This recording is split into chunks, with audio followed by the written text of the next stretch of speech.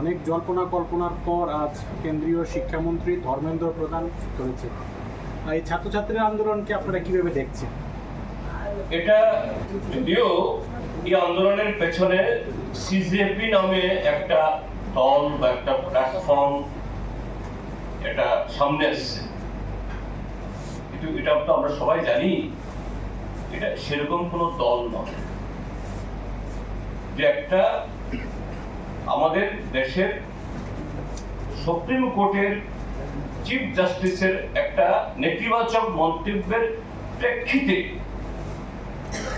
একজন যুবক ব্যঙ্গাত্মকভাবে মানে ইয়েতে এই সিজেপি অর্থাৎ আরশোলা বরগাছা এইভাবে যখন দেশের যুব সমাজকে কটাক্ষ করা হলো, এটা এসছে এবং এটা দেশের প্রায়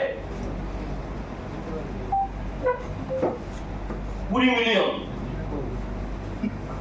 মিলিয়ন মানে প্রায় 2 কোটি মানুষ তার এই যে সিজেপি যে পোস্ট এটাকে শেয়ার করে, লাইক করে। অর্থাৎ এটা সেরকম সংগঠিত কোনো পার্টি বা আনুষ্ঠানিক পার্টি না হলো এই দেশের যুব সমাজ, ছাত্র সমাজ যে দেশের সরকারের বিগত 12 বছরের এই সমস্ত অন্যায় অত্যাচারকে এরা আর গ্রহণ করতে পারছে না, সহ্য করতে পারছে না, তার এই বহিঃপ্রকাশ। এই মঞ্চের নেতৃত্বে এই আন্দোলন হয়েছে। সেখানে আজকে দুপুরবেলা ধর্মেন্দ্র প্রধান পদত্যাগ করেছেন এবং আমি এখানে আসার আগেও সেখানে অভিজিৎ দীপকের তার বক্তব্য শুনছিলাম, আরো কয়েকজন নেতা নেত্রী, তারা বলেছে যে हमारा मांग जो नॉन नेगोशिएबल थी, एक तो मांग पूरी हुई है, অর্থাৎ শিক্ষামন্ত্রী পদত্যাগ হয়েছে, কিন্তু আরো কয়েকটা দাবি আমাদের আছে। সেটা কি? এই পেপার লিকের কারণে 24-25 জন ছাত্রছাত্রী সারা দেশে ব্যানিংকালে, আর সারা বছর ধরলে তো আরো গত 12 বছর কয়েক শত হবে, এটা বলেনি তারা, যে এই সাম্প্রতিক কালে যারা আত্মহত্যা করতে বাধ্য হয়েছেন প্রত্যেককেই 1 কোটি করে ক্ষতিপূরণ দিতে হবে। 3 হলো যে দিল্লি পুলিশ গত 20 তারিখ প্রকাশ্য দিবালোকে রাজপথে এই বিজেপি আরএসএস এর গুন্ডাদেরকে কাউকে পুলিশের পোশাক পরিয়ে আবার কাউকে সাদা পোশাক পরিয়ে, এখন হাজার হাজার লক্ষ লক্ষ এরকম মোবাইল ফোন সবার, মিডিয়া যদিও গদি মিডিয়া এগুলো কিছুই করেন, উল্টো এটাকে এই চাপা দেওয়ার চেষ্টা করেছে। কিন্তু গদি মিডিয়ার বাইরে অসংখ্য মিডিয়া আছে, তাদের নাম, ঠিকানা, গোত্র সব বেরিয়েছে। তো এই ঘটনায় সুপ্রিম কোর্টের যারা এই উকিল তারাও নেমে এসেছেন, গোটা দেশের মানুষ। আজকে সকালবেলা দেখছিলাম একটা ফেসবুকে যে বোম্বে থেকে আজকে সকালবেলায় এক দম্পতি দেখা গেছে, চেহারাটারে তো বেশ মনে হয়েছে একদম মানে সাধারণ মধ্যবিত্ত না, এরা এসছেন। সাংবাদিকরা জিজ্ঞেস করেছে আপনারা কেন এসছেন?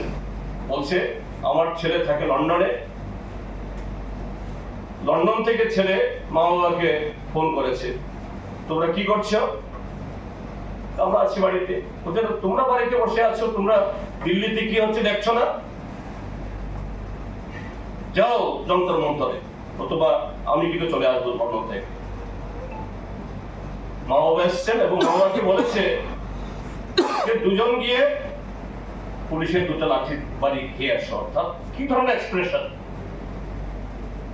তো সেই জায়গায় এই দিল্লি পুলিশ যারা শান্তিপূর্ণভাবে একটা গুরুত্বপূর্ণ দাবি নিয়ে রাস্তায় নেমেছে, এদেরকে যেভাবে পিটিয়েছে এই অমিত শাহ এবং মোদীর নির্দেশে, এদের বিরুদ্ধে শাস্তি না হওয়া অব্দি এই আন্দোলন থামবে না।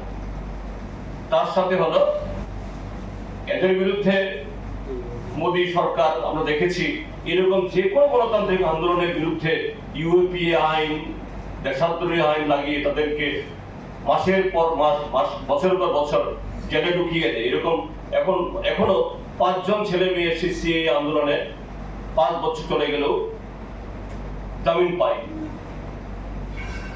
এটাও যাতে মোদী সরকার এই পদক্ষেপ না নেন, এই দাবিগুলো তাদের আছে। তা আমরা আমাদের ছাত্র যুবকদের দাবি, এই আন্দোলন তো কোনো পতাকা নিয়ে হয়নি।